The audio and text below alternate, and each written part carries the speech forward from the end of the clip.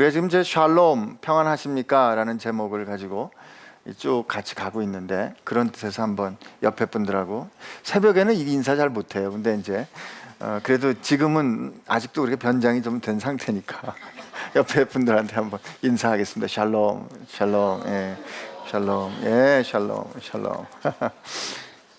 그 성경도 3번 좋아합니다. 샬롬, 샬롬, 샬롬. 예. 2주 만에 만났기 때문에 복습을 좀 해야 되지 않겠습니까? 그래서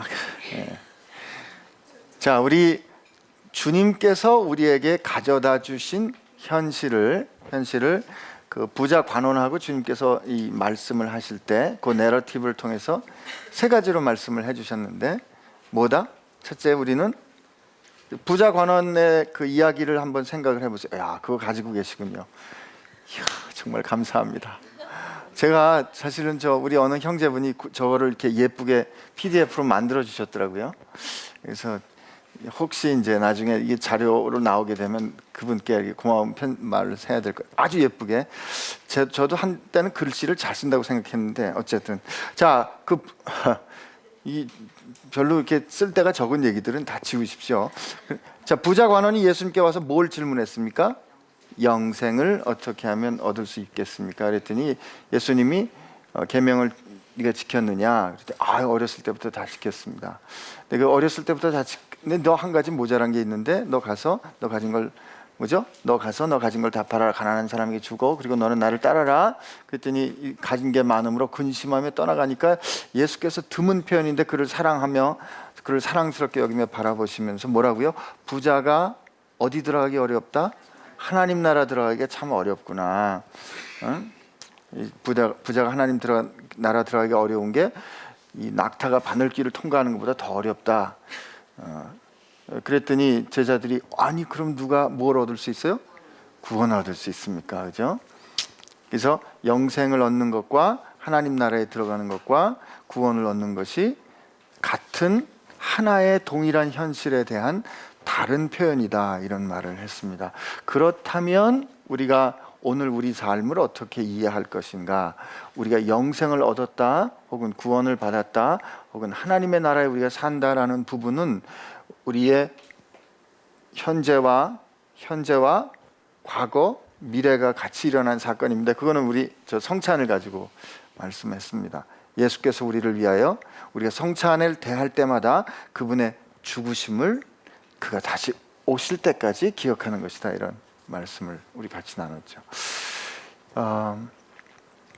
이 말씀은 우리 이 부자 관원의 내러티브에도 나오지만 요한복음 3장에도 나온다 했습니다. 요한복음 3장에 어떻게 해야 하나님 나라를 볼 수 있습니까? 하나님 나라를 볼 수 있습니까? 그랬더니 물과 성령으로 거듭나지 않으면 네가 하나님 나라 볼 수 없다. 그랬을 때 그 다음에 조금 뒤로 와서 요한복음 3장 15절 16절에 하나님 세상을 이처럼 사랑하사 그를 믿는 자마다 뭐를? 영생을 주려 하려 하심이라. 그리고 17절에는 심판에서 옮겨져 구원을 얻게 한다라는 같은 현실에 대해 3가지 다른 표현으로 하는 것을 우리가 보았습니다. 그러므로 영생을 얻는다는 말은 하나님 나라에 들어간다는 뜻이고, 하나님 나라에 들어간다는 뜻은 우리가 구원을 받는다는 뜻이기 때문에 오늘 지금 이 지상에서의 삶은 주께서 우리에게 허락하여 주신, 주님께서 우리에게 허락하여 주신 그 주님의 생명을 지금 우리가 사는 것이 그리스도인의 삶이어야 합니다. 그렇게 말씀을 드렸습니다. 그러니까 여러분과 제 삶은 어떻다? 세상 그 무엇보다 비할 수 없이 존귀하고, 그죠? 우리의 우리가 성취한 어떤 데서 오는 것이 아니라 주님께서 주신 주의 생명이 이제 우리 안에 심겨졌기 때문에 우리의 가치가 세상보다 귀해지는 것이고, 그리고 그 어떤 세력도 위협할 수 없이 안전한 것이 되고, 그러므로 우리가 이 생명을 대충 낭비하며 쓰기에는 너무도 고귀한 우리 삶의 참모성이 생기는 거라고 그랬어요. 고귀하고 안전하고 우리가 책임 있게 살아야 하는 그런 삶의 우리 삶의 그런 모습이 영생을 가진 거에서도 나왔다 그랬습니다. 그리고 나서 제가 육각형 이 벌집 모양을 여러분께 이렇게 이 손가락이 5개밖에 안 되네. 뭐 이렇게 하나 더 해가지고, 그죠? 첫째가 우리는 우리의 머리 대신 예수께서 우리 교회의 머리 되시고 우리는 그의 몸의 지체라 했습니다. 그죠? 그래서 우리가 서로 연합되는 거라 그랬고, 또 하나님이 우리 아버지이시면 우린 뭐다? 자녀이고, 자녀이면 뭐다? 상속자이고, 그죠? 하나님께서 우리에게 허락해 주신 그 모든 유업을 합당히 받아 누릴 수 있는 자격을 가진 상속자이고, 하나님의 자녀이고, 주님과 함께하는 거룩한 가족이라 했습니다. 그죠? 또 뭐가 있었죠? 그죠? 신랑 대신 주님과 함께 사는 신부. 그러니까 우리가 다 신부죠. 난 남자인데요. 신부입니다. 이래서 이런 걸 그림 언어라 그러는 거예요. 그러니까 우리가 어떤 상태인가, 이거 지금 제가 이렇게 복습하는 건 여러분께 곧 질문이 나간다는 뜻입니다. 기억하십시오. 그리고 주님이 우리의 스승 되신다는 거에 우리는 뭡니까? 그분의 제자이다. 그죠? 주님께서 우리를 사명을 가지고 세상에 보내시기 때문에 제자이자 동시에 뭐다? 사도이다. 이렇게 얘기를 했습니다. 그리고 동시에 주님은 우리의 주인이십니다. 주인은 우리가 주님의 종이란 말도 있고, 또 주인이란 말로 주님이 우리의 주인이고 감독이고 할 때 우리가 제가 그때 뭐라고 했죠? 우리 모두가 다 그 미국 프로야구 선수가 될 수 있다면 나는 LA 다저스를 할 것이고, 왜냐하면 누구 때문에? 유현진 때문에. 우리 형제님은 뉴욕 양키스를 한다고 그랬습니다. 보스턴에서 그 모자 쓰면 큰일 납니다. 뭐죠? 우리는 하나님의 동역자인 거죠. 하나님의 팀메이트다 그랬습니다. 우리 지금 5개 얘기했는데 한 가지 남은 게 뭐가 있죠? 예. 하나님이 우리의 왕이시면 우리는 그의 백성이고, 또 하나님께서 우리를 다스리시는 우리는 나라이다 그랬습니다. 이게 우리가 여러분과 저의 신분의 변화, 우리가 예수님이 예수 그리스도의 사건이 우리에게 가져다 준 변화에 관한 부분입니다. 근데 이 변화는 이제 질문인데요. 제 질문이 늘 정확하지 않아서 여러분들이 좀 헷갈리시는데, 이 변화는 모두 다 어떤 거에 관해서 얘기를 해주는 겁니까? 하나님과 우리와의 뭐에 대해서? 오늘은 제 질문이 정확했군요. 관계에 대해서. 우리가 하나님과 어떤 관계를 가지고 있는가를 지금 이야기해주고 있는 거죠. 그래서 제가 전에 새벽 기도 때 그 갈라디아서 우리 말씀 묵상할 때 말씀을 드렸는데, 우리가 하나님 앞에서 의로워진다라는 거를 2가지 측면에서 우리가 이해해야 되는데, 첫 번째는 법정에서의 이해를 해야 됩니다. 그러니까 우리의 죄를 주님께서 우리가 받아야 할 죄 값을 주님이 대신 치러 주셨기 때문에 우리는 이제 무죄다라고 선언을 얻습니다. 이게 법정의 의미로서 우리가 의롭다라고 여김을 받는 것입니다. 그러나 또 다른 측면은 우리가 의롭다라는 것은 하나님과 우리가 원수되었다가 이제 하나님과 우리가 화목회되는 관계가, 하나님과 우리와의 관계가 정상화되었다. 이것이 의롭다는 거예요. 근데 그동안에 우리 한국교회에서 우리 신분의 변화와 관련된 이 의로워짐에 대해서 첫 번째 죄를 용서받았다라는 거에 너무 많은 강조를 가졌던 거예요. 그러니까 하나님께서 우리를 사랑하셔서 우리의 죄를 용서해 주셨고, 어차피 그분이 우리를 구원해 주실 거기 때문에 중간에 우리가 대충 살아도 교회 다니고 세례 받으면 어차피 구원받을 거야 라고 생각하는 거죠. 그래서 교회 나오고 장로가 되셔가지고 장로인데도 뭐 첩도 있고 뭐 대충 뭐 사시고 했는데도 저분은 세례받고 장로가 되셨으니까 구원 받았을 거라고 생각하는 이유가 거기 있는 거예요. 우리가 하나님 앞에 그분을 믿었기 때문에 주님은 우리의 죄를 용서해 주시고 결국 구원해 주실 거다. 이게 구원파 주장입니다. 구원파가 이렇게 주장하는 거예요. 여러분은 예수님 믿었을 때 예수님은 미래의 죄까지 다 용서하셨기 때문에 어떤 죄를 짓든지 상관없이 여러분 구원받습니다. 나 이제까지 그렇게 생각했는데, 그죠? 네. 여기서 우리가 뭘 놓치고 있었는가? 이 하나님과의 이 회복된 관계 가운데 들어갔다면 그 들어간 우리는 그 관계 가운데 머물러 있어야 되는 거죠. 그래서 우리가 이 하나님과 우리와의 관계를 잘 설명해주는 그림 언어를 잘 이해하고 있어야 되는 겁니다. 예를 들면 부부가 결혼을 했는데 말이죠. 이제 제가 그 김동연이라는 여자와 결혼을 했으면 저는 그 결혼한 그 시점, 그 결혼한 사건을 중심으로 결혼한 사건을 시작으로 해서 지구상에 있는 모든 30억의 여자로부터 저는 어떻게 해야 돼요? 자유로워하셔야죠. 예. 그렇군요. 이거 5억을 그냥 무시할 뻔.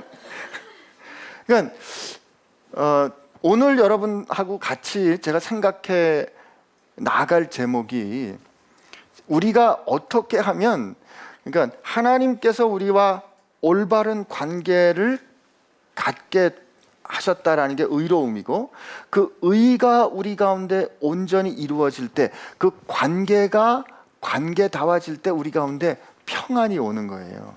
그래서 그 의로움을 허락해 주신 게 은혜이기 때문에 사도 바울이 늘 편지 쓸 때마다 여러분에게 은혜와 평강이 함께 하시기를 바랍니다라는 축복을 하는 이유가 하나님과 우리와의 관계 가운데 우리가 올바르게 머물러 있을 때 거기 평강이 임하는 거거든요. 그러니까 내 변화된 신분에 대한 분명한 이해가 있지 않으면 나는 누구인가에 대한 정체성을 바로 세우지 않으면 평강이 오지 않는 겁니다. 그러니까 제가 아내랑 결혼을 한 그 순간, 아내를 만나서 저는 5월 9일 날 만나서 이게 녹화가 돼서 말이죠. 5월 9일 날 만나서 6월 28일 날 결혼하자 그랬어요. 같은 해입니다. 그래서 제가 기도하고서 그냥 허름한 무슨 음식점에서 무슨 그때는 꽃도 없이 그냥 이제까지 우리 따로 살았는데 앞으로 남은 인생 같이 삽시다 이랬더니 아내가 기도해 보셨어요? 그래서 제가 뭐라 그랬을까요? 네, 기도했습니다. 아내가 한마디로 그럽시다. 그리고 이제 밥 먹고 나오는데 팔짱을 딱 끼더라고요.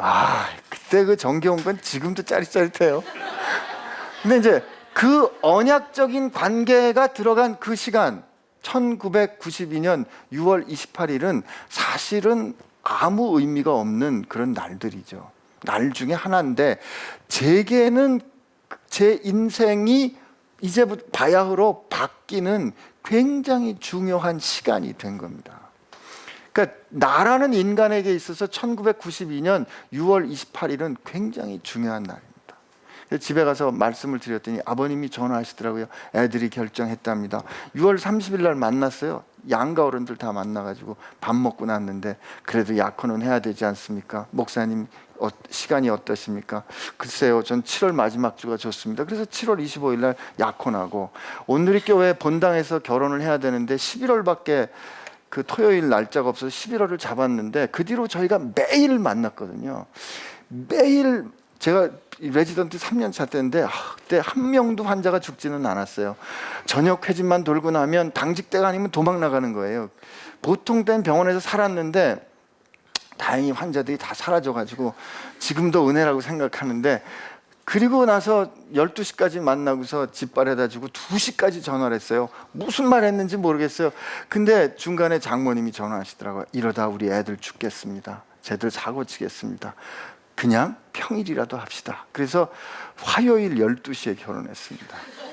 9월 22일에 땡겨서. 저도 이 화끈한 게 있어요. 그죠? 뭐 근데 이게 안신기라는 인간이거든요.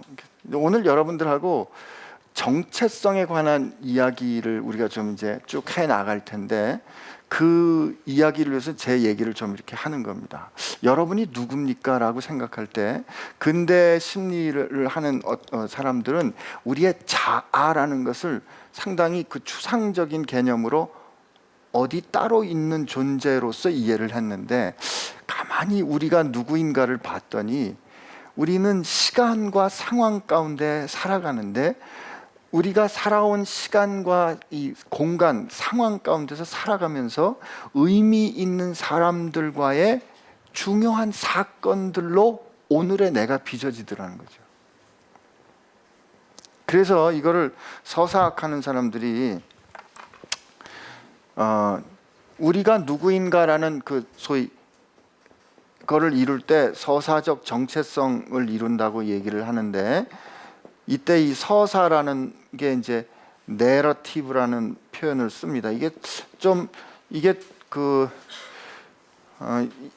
한국말로 옮기기가 좀 그래요. 아무튼 옛날에 그 서사시 뭐 서사 에픽 뭐 이런 말도 있고 그래서 이걸 뭐 스토리라고도 쓰긴 하는데 우린 스토리라 그러면 너무 옛날에 이런 거 같아가지고 그런데 이 서사라는 게 자 예를 들면 이제 이 서사를 이루는 게 지금 말씀드린 것처럼 컨텍스트 상황이 있어요. 상황이 있고 그 다음에 여기에는 시간이 있습니다. 시간 이게 크로놀로지라 그러는데 시간 크로놀로지 상황이 있고 그 다음에 이 상황과 함께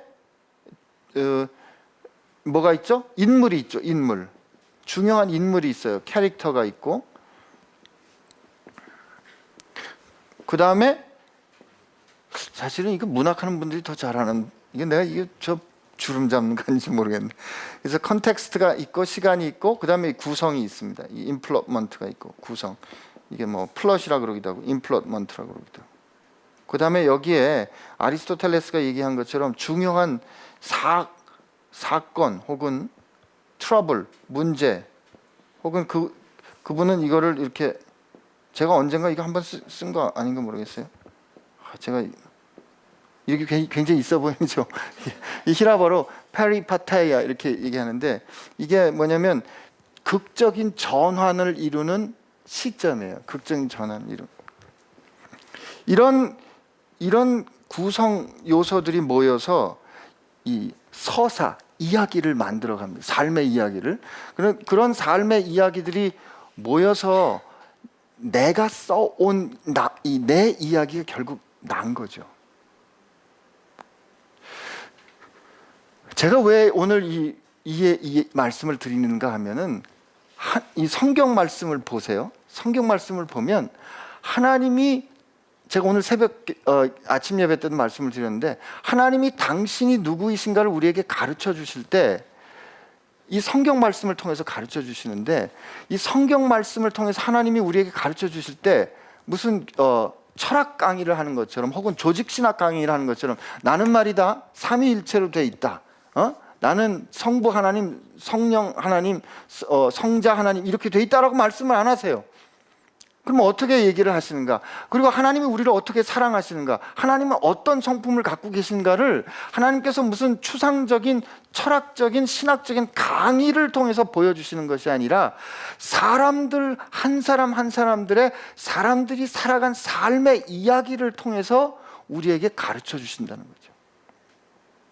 그 사람들의 한 사람 한 사람의 이야기를 하나님이 다 모아서 하나님의 큰 구원의 이야기를 이루어 가세요. 하나님의 그 큰 구원의 이야기를 우리 Y 지저스 때 우리 목사님이 기독교는 종교가 아닙니다라는 뜻에서 그 종교를 뛰어넘는다 해서 메타 릴리전이라고 그랬잖아요. 모든 이야기를 아우르는 큰 이야기를 그래서 메타 내러티브라고 그럽니다. 그 모든 이야기를 끌고 가는 하나님의 이야기가 있는 거예요. 자, 오늘 제가 하나님과 우리와의 그 관계가 오늘 우리 정체성을 이루는 거라 그랬는데, 자, 그러면 그 관계 가운데 들어가는 때 하나님이 어떻게 우리에게 설명을 해주셨는가? 예를 들면 사도행전 9장, 22장, 26장을 보면 사도행전 9장, 22장, 26장, 그리고 예를 들면 갈라디아서 1장에 보면 무슨 얘기가 나오냐면 바울이 회심한 이야기가 나옵니다. 바울이 어떻게 하나님과의 관계, 구원의 관계, 새로운 관계 가운데 들어가게 됐는가가 여기 나와요. 근데 어떻게 그 바울의 회심 이야기 한번 해볼까요? 아까 이 컨텍스트는 어떤 컨텍스트였죠? 이때 상황은 어떤 상황이었어요? 바울이, 자, 이게 자꾸 여기 오실 때 여러분들 머리를 꼭 갖고 오셔야 됩니다. 가끔 교회 올 때는 그냥 감동 받으시려고 가슴만 갖고 오시는 수가 있어요. 머리는 놓고 또 상할까봐 냉장고에 넣고 그러시면 안 돼요. 여러분 꼭 머리를 갖고 오셔야 돼요. 사도행전 한번 쭉 생각해 볼 때 사도행전 1장에 주님께서 약속하신 대로 성령을 기다리라 했더니 2장에 뭐가 와요? 성령이 임하시죠. 그리고 3장에 뭐가 와요? 은과 금 나 없어도 내게 있는 것 내게 주니 곧 나사렛 예수 이름으로 일어나 걸으라 하는 성전 미문에 앉은 뱅이를 일으키는 사건이 일어나니까 그 사건 때문에 소동이 나면서 사도 베드로와 이들이 어떻게 그 좋은 일한 사람들이 갇히고 핍박을 받죠. 그때 예루살렘 교회 가운데 하나님 우리로 하여금 두려움을 내려놓고 담대하게 증언하게 해 주옵소서 할 때 허다한 무리들이 제사장들의 무리들도 그 도에 복종하는 이제 예루살렘 교회가 바야흐로 이렇게 성장하는 그런 모습들이 나올 때 하나님께서 초대교회 정신 차리라고 사도행전 5장에 아나니아 삽비라 사건을 허락하셔서 하나님의 거룩함이란 타협할 수 없는 이야기를 그 안에 허락하시죠. 그리고 나니까 그 다음에 뭐가 나와요? 예루살렘 교회의 주방 사건, 그죠? 헬라파 과부들한테는 음식을 잘 안 주니까 이게 교회는 항상 주방이 문제라니까요. 그죠? 여러분 이야기를 자꾸 기억하셔야 돼요. 그랬을 때 헬라파 사람들을 7명의 집사를 세우잖아요. 헬라 사람들을 7명의 집사로 세우고 그 중에 한 명인 스데반이 성령이 충만해서 뭘 한다? 하나님의 말씀을 증언하니까 그가 돌에 맞아 순교하죠. 이게 사도행전 7장이고 그때 이 사도 바울이 등장합니다. 옷을 지키면서 등장하고, 그죠? 그리고 나서 8장에 교회가 박해가 일어나서 이렇게 교회가 잘 자라다가 왕창 깨졌어요. 제가 이거 영어로 이 페이퍼 쓸 때 이게 shattered and scattered 이렇게 표현했는데 이게 땅에 박살이 나니까 천지사방으로 흩어진 거예요. 흩어질 때 생명을 가졌기 때문에 복음이 가서 이제 천지사방으로 주님 말씀하신 데 1장에 예루살렘과 온 유대와 그 다음에 어디로? 사마리아로 할 때 빌립이 어디로 가요? 사마리아로 가는 게 8장이잖아요. 그리고 그게 이렇게 자꾸 퍼지니까 이 사도 그 당시는 사울이 어떻게 해요? 이거 이대로 놔두면 안 되겠네 하고 요때죠. 요게 상황입니다. 바야흐로 복음은 왕성해지기 시작하고 그 도가 전해지기 시작했는데 이건 나사렛 이단이다라고 생각해가지고 사람들이 그 도를 핍박하려는 그때인 거죠. 이 상황은 사도 바울이 대제사장부터 공문을 받아가지고 남녀를 물어나고 그 도를 쫓는 자들을 감옥에 잡아 넣으려고 살기가 등등해서 다메섹으로 가고 있을 때가 뭐다? 상황인 거죠. 주요 등장인물은 누구예요? 사도 바울인 거죠, 그죠? 근데 그 9장의 플롯에서 보면 사도 바울과 함께 등장인물 또 누가 있어요? 아나니아가 있죠. 직가 똑바로 그러니까 뭐라 그러죠? 이 스트릿에 사는 직가라는 똑바른 길이라는 이름을 가진 거리에 사는 아나니아에게 주님이 말씀하세요. 주요 등장인물 중에 중요한 분이 누구다? 예수님이죠. 그랬을 때 그가 주님을 만나는 무슨 사건이 일어나요? 답을 말했네. 주님을 만나는 사건이 일어나잖아요. 그리고 이거 참, 사건이 일어난 그 다음에 무슨 일이 일어납니까? 그의 인생이 뒤죽박죽 되는 거죠. 이제까지 자기는 유대교에 열심히 해서 히브리 사람 중에 히브리인, 바리새인 중에 바리새인, 베냐민 지파, 날 때 8일 만에 할례받고 나면서 로마 시민권자 되고 가말리엘 휘하에서 자라는 그 인생을 쭉 살아온 자기 스토리가, 자기 이야기가, 자기 내러티브가 예수님을 만나는 그 순간에 돌이 그냥 꽝 떨어지는 것처럼 인생이 완전히 뒤죽박죽 되는 거예요. 이게 뭐다? 위기입니다, 이게. 근데 아까 여기 사도 바울은, 그러니까 사도 바울의 인생의 그 다메섹 사건, 그게 뭐 한 AD 50년쯤 됐을까? AD 한 40년쯤 됐을까요? 그 사건은 절대로 잊을 수 없는 시간이 된 거죠. 그 이벤트 타임은 그가 갖고 있는 그때 경험한 그 자기만의 특별한 시간, 주님 만난 그 시간, 그리고 나서 인생이 완전히 뒤집어졌는데, 보통 상황이 있고 인물이 있고 시간이 있고 그 다음에 뭐가 있었죠? 또 구성이 있죠. 이게 이렇게, 이거는 지금 뭐로 시작을 했나? 비극으로 시작을 했나? 어쨌든 구성이 있고 그 다음에 마지막에 사건이 있었잖아요. 보통 이게 일반적인 서사인데, 여기 우리 그리스도인들에게 있는 서사에 중요한 게 있어요. 뭐가 있죠? 우리 모두에게 공통적으로 일어나는 사건이 있어요. 뭐죠? 우리 모두의 인생을 뒤집어 놓는, 마치 그 다니엘이 본 환상, 다니엘이 누구죠? 이방 왕이 꾼 그 꿈처럼 큰 신상이 있는데, 그 신상을 사람이 깎지 않은 돌이 와가지고 그 신상을 무너뜨리는 것처럼 우리가 살아왔던 우리 체계를 완전히 뒤흔드는 사건이 우리 모두에게 공통적으로 일어나죠. 그게 뭐다? 예수 그리스도의 사건이지. 예수님의 사건이 항상 이 우리 서사 안에 있고, 더하기 뭐가 있어요? 말씀이 있는 거예요. 말씀, 텍스트가. 지금 사도 바울이 그런 상황에서 인생이 다 뒤죽박죽 됐는데, 그 뒤죽박죽 된 그가 누구의 말씀을 들어요? 예수님의 말씀을 듣죠. 너는 내가 이방인을 위하여 택한 내 그릇이다라는 말씀을 듣습니다. 주님으로부터 그 말씀을 듣고 그가 인생이 뒤죽박죽 된 그가 자기 상황을 본 거예요. 지금 내 상황으로 볼 때는 내 스스로 돌이켜서 하나님을 만날 수 있는 가능성이 전혀 없는 거를 그는 안 거죠. 그죠? 그리고 났는데 그가 정신 차려서 예수님의 제자들로부터 예수께서 하신 말씀을 들어보니까, 너희가 나를 택한 게 아니고 내가 너희를 택하여 불러 세웠다. 요한복음 15장에 있는 말씀. 예수님이 하신 말씀, 아버지께서 내게 주시기로 작정한 자 내가 하나도 잃어버리지 않겠습니다. 요한복음 6장의 말씀. 이런 말씀들을 그가 듣고 보니까, 그리고 자기 상황을 깨닫고 보니까, 하나님이 나를 위하여 특정하지 않으셨으면, 하나님이 나를 미리 아시고 나를 정하지 않으셨으면, 하나님이 나를 그의 은혜로 이 관계 가운데 끌어주시지 않았으면 나는 절대로 들어갈 수가 없구나. 그래서 그가 언제나 자기를 소개할 때마다 어떻게 쓴다? 하나님의 뜻에 따라 하나님의 사도된 나 바울은 이라고 자기 정체성을 고백하게 되는 겁니다.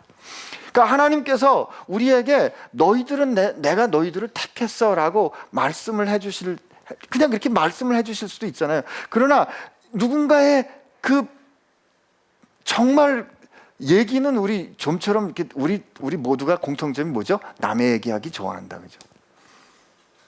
누구는 이거 뒷담화라 그러잖아요. 누구는 이렇더라, 누구는 저렇더라.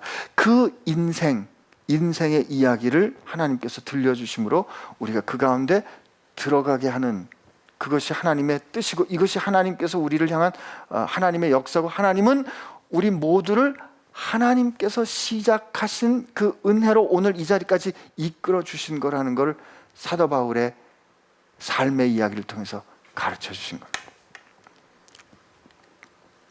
그러고 보니까 사도 바울이 요한복음 3장의 얘기도 듣지 않았겠어요? 야, 물과 성령으로 거듭나지 않으면 하나님 나라 갈 수가 없어. 물과 성령으로 거듭난다, 혹은 위로부터 나지 않으면, 누가 아기가 자기 자기 능력으로 어떻게 아기가 스스로 낳을 수 있는가? 엄마가 낳아줘야 아기가 낳는 거지. 성령께서 우리를 낳지 않으면 우리가 하나님의 자녀 될 수가 없구나. 그래서 고린도전서 12장에 누구든지 그리스도의 영이 아니면 그리스도를 주라 시인할 수가 없습니다라고 고백하는 겁니다. 그래서 여러분, 우리가 예수님을 믿고 우리가 성령 세례를 따로 받습니다라고 오순절 신학들에서 얘기하지만, 저는 주님께서 당신의 역사를 이루기 위해서 주께서 원하시는 대로 성령의 은사를 주십니다. 충만케 하십니다. 그러나 우리 모두가 다 성령께서 우리에게 타치하지 아니하시면, 성령께서 우리를 세례 주지 않으면 우리 모두가 다 예수를, 그리스도를 영접할 수가 없어요.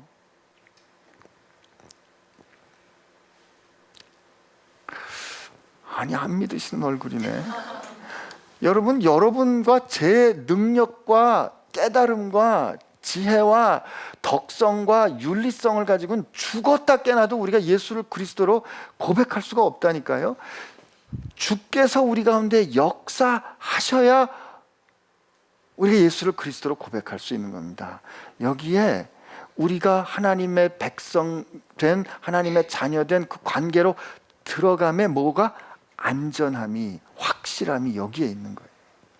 근데 주님은 하나님은 이것을 이야기를 통해서 우리에게 가르쳐 주십니다. 그러면 그 가운데 머물러 있는 건 뭔가?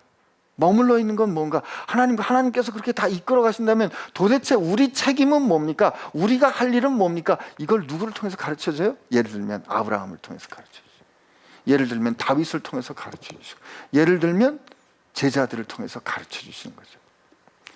제가 왜 거인들의 발자국이란 책 제목을 별로 안 좋아하는가? 성경에는 거인들이 없어요.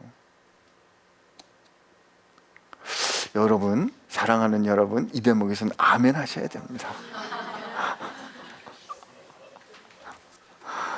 제가 우리 좋아하는 신학교 교수님 중에 한 분이 션 맥도나라는 분이 계신데, 이분이 즐겨 쓰는 메타포가, 비유가 있는데, 미국에 가면 컴캐스트라는 그 회사 있습니다. 컴캐스트 가면 이 베이직 패키지가 있고 프리미엄 패키지가 있어요. 그러니까 베이직 패키지는 뭐냐면 텔레비전 방송하고 인터넷 되는 거고, 프리미엄 패키지는 HBO부터 해서 여러 무비 채널부터 여러 개 다, 이 프리미엄, 이게 그 사람들 꼭 99로 하잖아요. 이거 15.99, 여긴 45.99 이렇게 되는 거죠. 근데 우리 그리스도인들이 갖고 있는 착각 중에 하나는, 나는 슈퍼 크리스천이 아니기 때문에, 나는 사도 바울 같은 사람이 아니기 때문에 나는 그냥 베이직 패키지로 괜찮아요. 됐어요. 이게 베이직 패키지가 뭐다? 예수 믿고 천국 가면 그만입니다. 예수 믿고 이 풍진 세상 그냥 저냥 살다가 그냥 천국 가면 됐어요. 나는 요걸로 만족. 나는 보통 사람이지 지금 제가 뭘 하겠습니까? 저 선교지로 가는 건 택도 없는 소리입니다. 그냥 저는 헌금이나 좀 할게요. 이 착각을 한다는 거죠.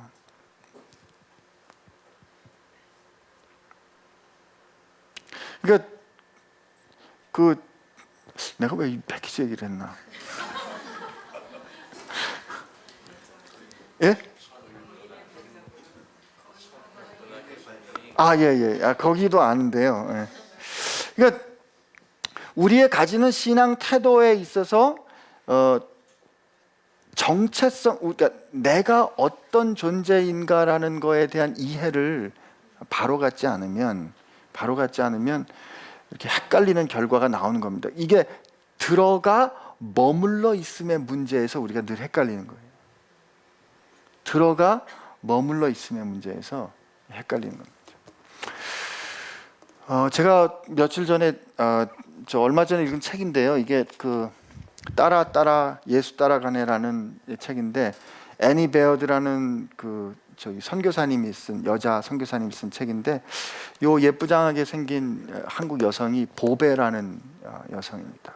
보배라는 여성인데, 평양에서 있을 때 이제 한국 여성들에게, 한국 사람들에게 복음을 전할 때 어떤 일이 일어났는가 하는 일인데, 여러분 이 책 저 돈이 아까우신 분 저한테 오세요. 빌려드릴게요. 이거 그냥 한 시간이면 읽는데 저 이거 읽다가 그냥 펑펑 울었어요. 근데 이 여자가 이제 막 남편한테 구박을 받는 여자인데 이제 제가 잠깐만 읽어드릴게요. 이게 내러티브, 오늘 그러니까 우리가 어떤 이 영안이 열리는 게 뭔가를 여러분하고 같이 우리 자신을 이해하면서 좀 봐야 되는데, 보배는 아무 희망도 없이 종살이와 남편에 대한 증오심으로 이를 악물며 하루하루를 겨우 지탱해 나갔다. 요즘 들어 보배는 강에 빠져 자살하는 것에 대한 생각이 머리에서 떠나지 않았다. 그녀는 쉬지 않고 흐르는 강물을 물끄러미 바라보곤 하였다. 저 물상을 속에 휩쓸려 들어간들 누구 하나 슬퍼해 줄 것인가. 남편은 하녀를 구하면 될 테고, 그렇지 그게 전부지. 왜 죽지 못해 죽는 편이 차라리 낫지. 심씨, 이 심씨는 이제 그 무당입니다. 심씨의 쟁쟁한 음성이 그녀의 공상을 허물어뜨렸다. 그 남자는 마누라가 그 여자 하나뿐이래. 그뿐인 줄 알아? 자기 마누라를 아주 공주님처럼 모시던 걸 난 그런 꼴은 처음 봤어. 이게 선교사 부부를 보고 와서 이렇게 얘기한 거예요.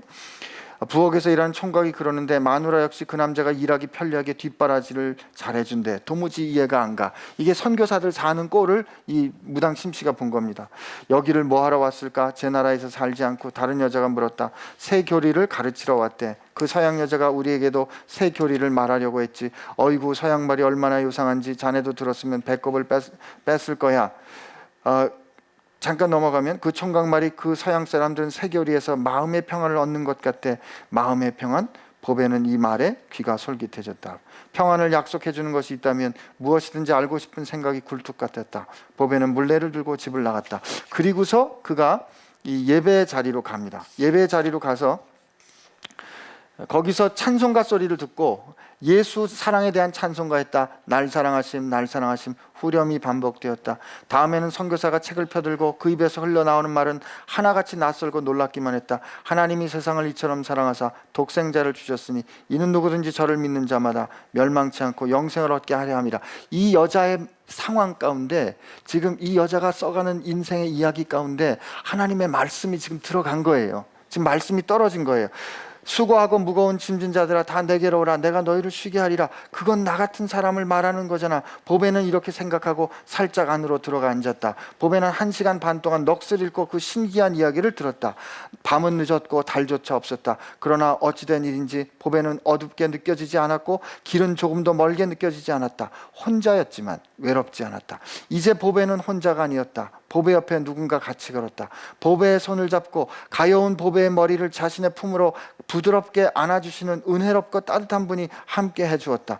보배는 확실히 이해할 수는 없었지만 말로 표현하기 어려운 다정함을 온몸으로 느꼈다. 부드러운 사랑의 손길과 빛이 보배를 감싸주었다. 보배의 마음에 알 수 없는 희망과 용기가 솟구쳐 올랐다. 그리고 집에 돌아와서 날 사랑하신 이 노래를 부르고 그 뒤로 가서 이제 이 교회를 이제 왔다 갔다 하면서 다닙니다. 드디어 상황이 어떻게 벌어지냐면, 남편이 가만 놔두겠어요? 오라, 바로 이거였구나. 너 읍내까지 가서 예수교리 배웠어? 우리 집안 대대손손 망치려고 그러는 거지. 응, 가만히 있자. 내가 직접 교리를 가르쳐 줄 테니 어디 내 병을 낫게 하나 두고 보자 하고서 보배를 밀어뜨리고 새끼줄로 묶은 다음에 몽둥이로 후려칩니다. 그런데 만식은 굵은 몽둥이를 들고 보배를 윽박질렀다. 그러나 아무 대답이 없었다. 보배의 얼굴은 너무나 평화스러웠다. 보배는 놀랍고도 평안한 마음과 기쁨을 느끼며 남편에게 말했다. 나를 때려 죽이든지 내쫓든지 마음대로 하세요. 내 주님만은 포기할 수 없어요. 만식은 사정없이 매를 후려쳤다. 그걸 보던 옆집이, 요게 만식이 그러다가 사람 잡겠네. 내일 아침 누가 밥을 차려주겠나. 이 사람아, 그 몽둥이는 저리 치고 이걸로 하게나. 그는 단단해 보이는 회초리를 던져주었다. 그리고 회초리가 다 부러져 나가도록 때립니다. 자, 맛이 어때? 이래도 예수 믿는 짓거리 계속 할 거야? 보배는 대답을 하지 않았다. 만식은 보배가 죽었다고 생각이 했는지 발로 툭툭 쳤다. 일어나 그만큼 맞았으니 정신이 들어 말해봐. 보배는 눈을 감은 채 입술을 움직였다. 오 예수님의 사랑, 오 지극하신 사랑. 만식은 맥이 빠진 듯 몇 발짝 물러섰다. 야, 너 도대체 어떻게 된 거야? 너 정말 죽고 싶어? 쉰 목소리로 만식이 고함을 질렀다. 하나님의 뜻이 아니라면 죽고 싶지 않아요. 지금 이 여성이 겪어가는 내러티브를 보면 컨텍스트는 하나도 안 변했어요. 이 여성을 둘러싸고 있는 상황은 하나도 안 변했습니다. 그러나 하나님의 말씀이 예수 그리스도의 사건이 들어간 이후로 이 여자의 이야기를 뒤집어 엎었는데, 이 여자가 뒤집어 엎고 난 다음에 내가 누군지를 새롭게 깨닫게 된 거죠. 내가 누군지를 새롭게 깨닫고 난 다음에 그 상황이 그를 거칠게 몰아왔을지라도 그는 그 상황 가운데서 전혀 다른 이야기를 써갑니다. 그 전혀 다른 이야기를 써가는 과정 가운데 남편 만식도 돌아오고 이 마을 전체가 복음화되는 역사가 일어나요. 이거를 이 사회학자들은 이렇게 말합니다. 오늘 영어 단어 많이 쓰는 것 같은데, 리소셜리제이션이라는 말을 쓰거든요. 우리가 하나님 나라의 백성이 됐다면, 우리가 하나님의 자녀가 되었다면, 우리가 예수 그리스도의 신부가 되었다면, 우리가 주의 군사가 되었다면, 우리가 주님의 제자가 되었다면, 우리가 교회의 지체가 되었다면, 이제는 그 정체성에 맞는 삶으로 살아가는 훈련이 필요한 거예요. 그게 재사회화되는 겁니다. 이제까지 내가 살았던 방법과는 다른 방법으로 동일한 상황에서 살아가는데, 같은 방법 아니죠. 동일한 상황 속에서 전혀 다른 방법으로 살아가는 그것이, 여러분, 그게 영안이 열린 겁니다.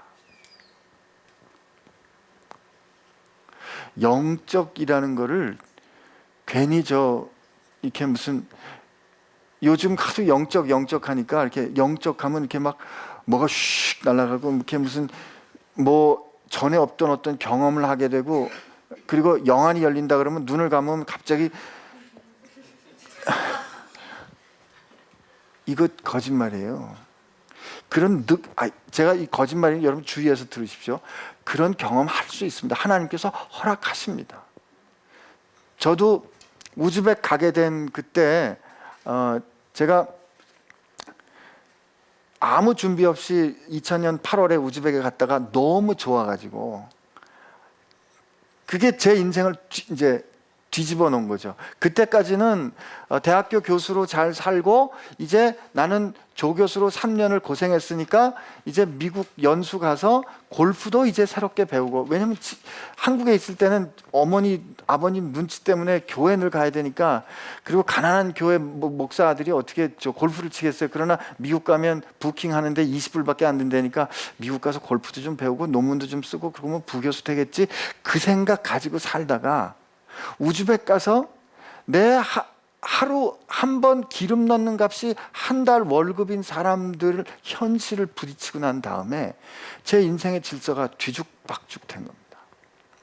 근데 뒤죽박죽 되고 난 그때 하나님 말씀을 볼 때마다 하나님께서 어떻게 그 백성을 사랑하시는지, 아침에 우즈벡을 위해서 기도하면 저녁에 그 기도가 응답되는 그런 일들이 자꾸 일어나면서, 옛날에 군대 못 갔던 것도 다 이때를 위함인가 하고 제 인생이 다시 해석되기 시작하는 그 일을 겪고 난 다음에 이제 뭐 연수금 뭐고 다 때려치고 난 내년에 사표 내고 이제 가야 되는데, 뭐가 제일 문제였을까요? 마누라의 허락을 안 받았어요. 그래서 이제 저 아내를 모시고 제가 12월 달에 우즈벡을 간 겁니다. 우즈벡을 갔는데 제가 8월에 우즈벡 갔을 때는 그냥 유럽 같았어요. 유럽 가보지도 않았는데 유럽 같은 거예요. 그냥 그 푸른 나무들 하며 그냥 이 콩깍지가 있으니까 다 좋아 보이는 거죠. 근데 겨울에 아내를 데리고 갔는데 이게 뭐 비는 주룩주룩 오죠. 나뭇잎은 다 어디 갔어요. 모든 건물은 다 회색이에요. 그래서 제가 데리고 갈 때마다 뭐라 그러면, 여보 여기 이렇지 않았어, 여보 여긴 이렇지 않았어. 그리고 나는 이제 내년에 다 오기로 다 약속하고 다녔는데 아내가 주님께서 아직 응답 안 하셨다고 기도하고 있다 그러니까 소문이 어떻게 났냐면, 저 안 교수는 오고 싶은데 마누라 때문에 못 온다, 이렇게 소문이 난 거예요. 근데 그때 제가 우즈벡에서 4년 동안 같이 동역했던 선교사님하고 같이 만나가지고 그날 밥 먹고 예정이 없이 그 집에서 자는데 같이 기도하는데 말이죠. 같이 기도하는데 정말 그 흐릿한 우즈벡 그 전등불 밑에서 기도하는데 저는 그때 그 경험을 한 거예요. 밝은 빛이 제게 오면서 저를 그렇게 품어 안아주시는데 그렇게 따뜻하고 그렇게 편안할 수가 없어요. 이런 경험을 하나님께서 허락하십니다. 분명히 허락하세요. 그러나 영적이란 내가 하나님과 어떤 관계를 가진 사람인가를 인식하는 거, 그게 영적인 거예요. 하나님과 내가 어떤 관계를 가졌는가, 그리고 내 인생을 이제 그 관계를 통하여 볼 줄 아는 게, 이게 영안이 열린 거라니까요. 그러면 동일한 상황이 다르게 보입니다. 동일한 상황이 다르게 해석이 된다니까요.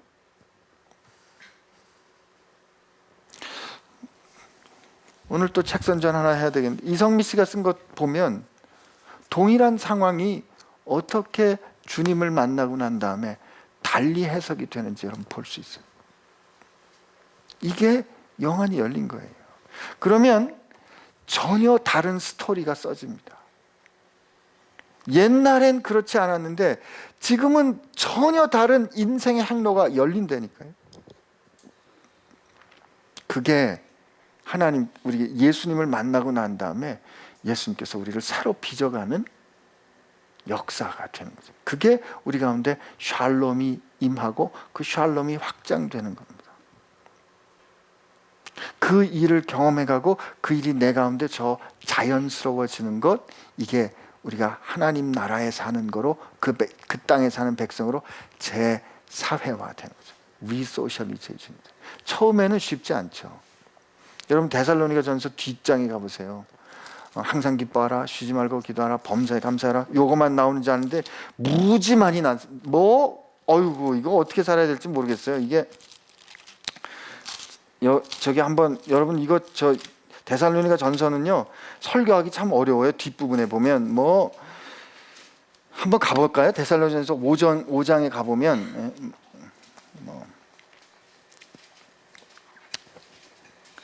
이렇게 돼 있죠. 형제들아, 너희를 권면하니 게으른 자는 권계하며 마음이 약한 자를 격려하고 힘이 없는 자들을 붙들어주며 모든 사람 오래 참으라. 삼가 누군 악으로 갚지 말고 누굴 대게든지 모든 사람 선하고 항상 선을 따르라. 항상 기뻐하라. 쉬지 말고 기도하라. 범사에 감사하라. 성령을 소멸하지 마라. 예언을 멸시하지 마라. 범사에 좋은 것을 취하고 악은 모양이라도 버려라. 아이고 힘들어, 그죠? 근데 이게 하나님 나라에서 사는 삶의 어법이라고 한다면, 문법이라고 한다면, 이건 마치 외국어 말하는 거랑 같은 거죠. 제가 우즈벡 가가지고 3년째 될 때 꿈에 우즈벡 말로 잠꼬대 했습니다. 지금 한국말 말할 때는 나는 여러분을 사랑합니다, 이렇게 나는 다음에 목적어 여러분 사랑합니다 이렇게 안 하잖아요. 나는 여러분 사랑합니다 하죠, 그죠? 이게 그 문법이 우리 가운데 들어있기 때문에 그런 거 아닙니까? 맨스슬라르 세바만, 이게 우즈벡 말로 난 여러분들을 사랑합니다. 이거는 영어보다는 제가 훨씬 쉬운 이유가 훨씬 오랫동안 그 말을 쓰면서 살았기 때문에 그래요. 이게 우리가 하나님 나라의 백성인 것으로 상황이 보이고 내가 이해가 되고, 그리고 그 말씀에 따라서 그 말씀과 함께 우리 이야기가 새롭게 써지는 것을 내가 경험하고 반응하고 다시 경험하고, 그것이 우리 가운데 확장될 때 지금 성경이 말해주는 이런 삶의 어법들이 익숙해지는 거죠. 우리는 하나님께서 종말에 우리에게 허락해 주실 영광스러운 온전한 선언을 미리 얻었어요. 미리 얻었어요. 그러나 그 미리 얻었다고 마지막 날에 이게 미리 얻었으니까 이제부터는 아무렇게나 해도 돼가 아닌 거죠, 그죠? 미리 얻은 그거를 우리는 지금부터 누리며 사는 게 필요한 거예요. 이게 머물러 있는 거고, 이것이 오늘 말한 재사회하고, 이것이 오늘 우리가 이 성경의 눈으로 하나님께서 우리에게 허락해 주신 삶의 이 내러티브를 다시 써가는 거로 우리 자신을 보는, 그럴 때 우리 가운데 샬롬이 경험이 되는 거라 믿습니다. 그런 일들을 사실은 여러 사람들이 경험합니다. 암이 걸렸다고 하더라도 암이 걸린 그걸 통해서 우리는 하나님의 사랑을 더 깊이 깨닫게 될 수가 있다면, 그러면 그 자체로 의미 있다고 우리가 받아들일 수 있게 되는 거예요.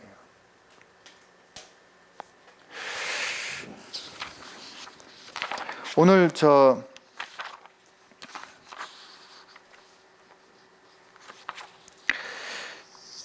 여러분들하고 지금 들어감과 머물러 있음, 그리고 우리 삶의 이야기를 써가는 그런 부분에 대해서 오늘 좀 잠깐 말씀을 나눴는데, 오늘 말씀을 정리하면서 좀 재미는 없지만 지난번 우리 교역자 리트릿에서 받은 영화 얘기를 좀 해드리면서 오늘 끝낼게요. 지난주에 우리 교역자 리트릿을 했는데, 교역자 리트릿을 했으니까 같이 모여, 우리 교회 이제 교역자 리트릿을 10명이 이제 모여서 같이 했어요. 리트릿은 우선 맛있게 먹어야 되는 거예요. 그래서 맛있게 먹고, 그리고 이제 영화를 보기로 했어요. 그러니까 지난 6월 6일 날 조 목사님은 킨텍스에서 집회를 하셨어요. 거기서 말씀을 전하셨는데, 목사님 말씀 전하시는 동안 나머지 교역자들은 영화를 보기로 한 거예요. 아, 이런 얘기 해도 되나 몰라. 그래서 이제 투표를 했는데, 어느 영화를 봅시다라고 투표를 했는데, 저는 그 투표에 참여를 안 했는데 엑스맨이 결정이 됐어요. 그래서 이제 엑스맨 제목이 뭐였더라? 엑스맨 The Days Future Past인가 하는 뭐 영화를 보러 갔는데, 이제 뭐 하여튼 우리 젊은 사람들이 투표를 했는지 전 영화 보다가 별로 졸질 않는데, 영화 보다 잠깐 졸았어요. 뭐 씹던 껌도 떨어지고 뭐 그래서. 그리고 이제 아내는 엑스맨 영화를 처음 보니까 계속 옆에서 물어봐요. 저 사람 좋은 사람이야, 나쁜 사람이야? 이제 계속 설명을 해주면 아내가 이제 사모님께 또 설명을 또, 저 좋은 사람이래, 뭐 나쁜 사람이래. 이거 어떻게 되는 거야? 근데 그 영화가 대충 어떤 이게 복잡한 걸 여러분께 다 설명을 못 드리겠는데, 영화의 문제는, 여기에 컨텍스트는 뭐였냐면, 센티넬이라고 이 특수한 로봇을 만드는데, 이 로봇은 뮤탄트, 이 로간이랑 뭐 이런 찰스나 뭐 매그니토나 이런 여러분 모르시는 미안합니다. 한번 보셔야 돼요. 근데 이렇게 눈에서 레이저가 나가고 뭐 얼음 되고 뭐 불 나가고 뭐 이런 사람들인데, 이 로간은 짱 하면 여기서 칼 나오는 사람이잖아요. 이런 소위 돌연변이들을 잡아 죽이기 위한 센티넬이라는 로봇 무기가 있는데, 이게 무지 강력한 거예요. 그래서 이 센티넬이 이 돌연변이들을 다 잡아 죽이게 이게 멸망하게 생겼어요. 근데 상황이 보니까 이렇게 멸망하게 되니까 찰스하고 서로 늘 다투던 매그니토가 둘이 이제 친구가 돼 있더라고요. 근데 이 문제를 해결해야 되는데 해결할 방법이 없는. 그러니까 어떻게 해결을 해야 될까? 옛날 과거로 돌아가서 우리가 서로 싸우기 시작하기 전에 우리 중에 한 명이 잡혀가서 그 DNA를 줘서 이 센티넬을 만들기 전에 누군가 그 과거로 들어가서 우리가 싸우지 않도록 화해시켜야 된다는 거예요. 근데 거기를 이제 찰스가 갈 수 있는데, 영화가 되려니까 주인공이 가야 되지 않습니까? 그러니까 로간이 거기를 갑니다. 그 능력을 가진 사람이 그 시간을 거슬러서 거기를 보내서 이제 바야흐로 갇혔던 뭐 에릭 매그니토를 꺼내가지고 서로 이제 화해를 시키고 뭐 지지고 볶고 뭐 하는 그런 일들을 여기서 하고 있는데, 영화가 진행이 되면서 이 사이에 센티넬이 계속 공격을 해가지고 이 사람들이 지금 막 죽어가고 있는 거예요. 막 깨지고 죽어가고 있는. 근데 여기서 지지고 볶고 위기를 거치고 하다가 드디어 극적으로 이 잡혀갈 여자를 구하는 극적인 화해가 여기서 과거에서 일어나는데, 그 과거에서 일어나는 그 순간에 마지막 숨어있던 그 자리에 센티넬이 들어와가지고 불을 막 쏘는데, 드디어 이 사람이 이제 불타 죽기 직전이에요. 불이 요 앞에 와 있는데 둘이 여기서 싹 화해했거든요. 여기 확 없어져요.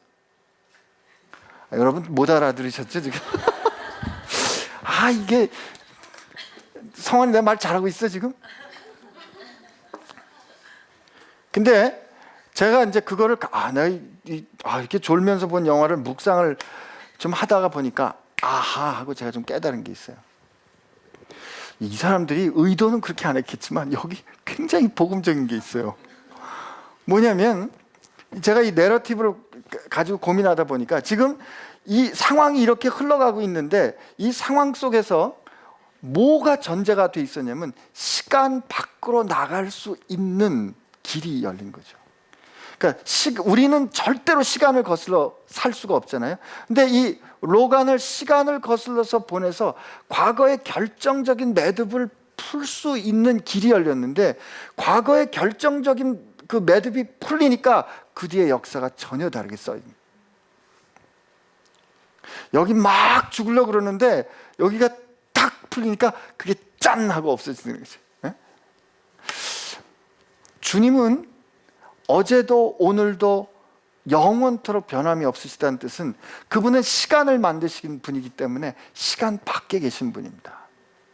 주님이 이 역사라는 이 역사 가운데 주님께서 그 역사 가운데 들어오셔서 우리 모두의 문제가, 왜냐하면 그게 엉켜 있어서 그 엉켜진 대로 역사가 흘러갈 수밖에 없었는데 주님께서 이 역사 가운데 들어오셔서 그 결정적인 매듭을 지셨거든요. 결정적인 매듭을 혹은 풀으셨거든요. 그 죄의 짐을 주께서 사시고 악의 세력을 승리하신 사건이 일어나고 난 다음에 역사는 다르게 써진 거예요. 그 다르게 써진 역사를 지금 우리가 살고 있는 거예요. 이 감동이 전해져야 되는데 그 결정적인 사건이 일어났다라고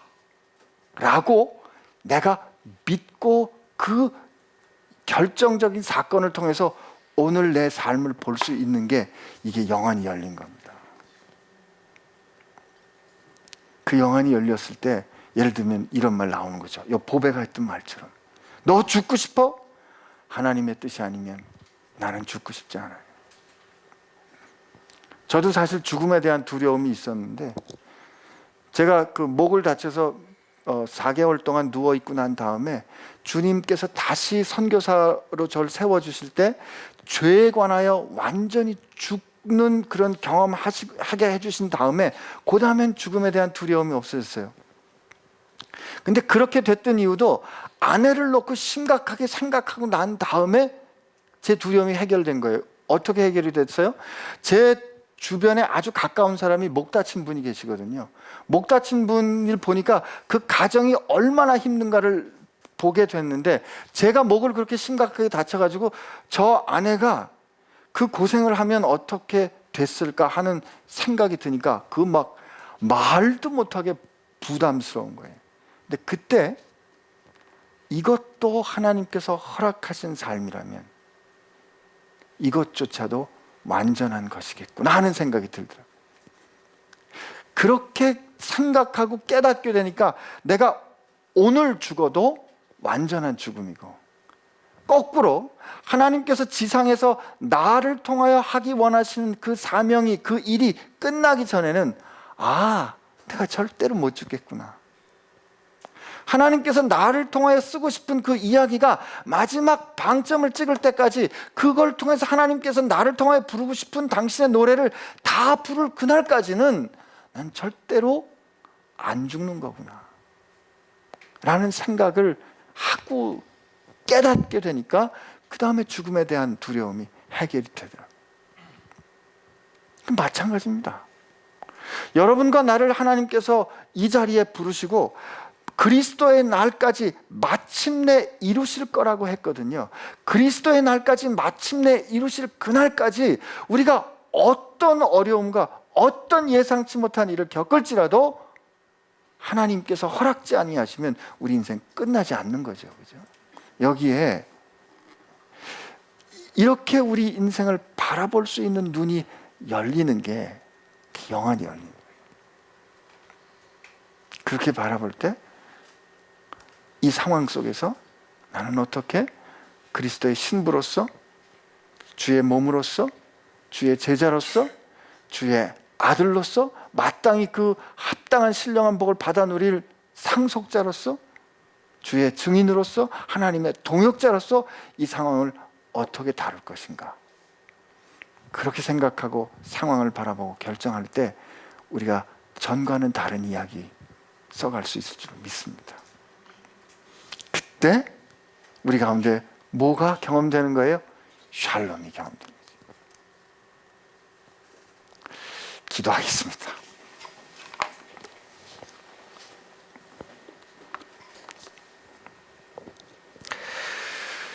우리 오늘 하나님 앞에 이렇게 구하고 기도했으면 좋겠습니다. 하나님, 제게 영안을 열어 주십시오. 내가 오늘 하나님 앞에서 그리고 세상 앞에서 어떤 존재인지를 바로 깨닫게 해주시고 하나님의 사랑받은 자녀답게 세상에서 살 수 있도록 제게 눈을 열어 주십시오. 이렇게 하나님 앞에 한번 같이 기도하겠습니다. 같이 기도합니다. 하나님 감사합니다. 오늘 이렇게 우리가 같이 모여서 하나님께서 우리에게 허락하여 주신 우리 삶의 이야기, 우리 삶의 정체성에 대해서 다시 한번 생각할 수 있도록 해주심에 감사합니다. 하나님, 우리를 그렇게 하나님의 은혜로 하나님의 사랑 가운데 머물러 있도록 해주셨다면 하나님, 그 들어가 머물러 있는 그 삶을 하나님 우리가 누릴 수 있도록 하여 주옵소서. 아버지, 우리 모든 사랑하는 지체들 가운데 하나님께서 허락하여 주신 그 하나님 나라 백성으로 살아가는 그런 샬롬이 우리 가운데 임하게 하여 주시옵시고 매일매일 일상의 삶 가운데서 하나님께서 역사하시는, 그래서 마침내 그 상황이 바뀌는, 그리고 하나님의 나라가 우리 가운데 이루어지는 미리 맛보아 하는 영광이 우리 가운데 있게 하여 주옵소서. 하나님 감사합니다. 하나님께서 우리를 그 아름다운 이야기를 써가는데 우리를 함께 참여하는 동역자로 사용하시고 써주시는 것 우리가 기억하면서 하나님과 함께 우리가 멋진 인생의 이야기 써갈 수 있도록 하여 주옵소서. 하나님 안에서 우리 인생의 모습, 우리가 써가야 할 자서전이 새롭게 써질 수 있도록 해주시고 결국 우리 인생의 최종적인 작가는, 감독은 하나님이신 것 깨달아서 감독의 의도에 합당하게 그 역할을 잘 감당하는 하나님의 자녀들 되게 하여 주옵소서. 그것이 우리 삶의 샬롬인 것을 우리가 깨달아서 그 샬롬이 날마다 더 익숙해지고 더 자연스러워지는 능력이 우리 가운데 있게 하여 주옵소서. 주님 감사합니다. 예수님의 이름으로 기도합니다. 아멘.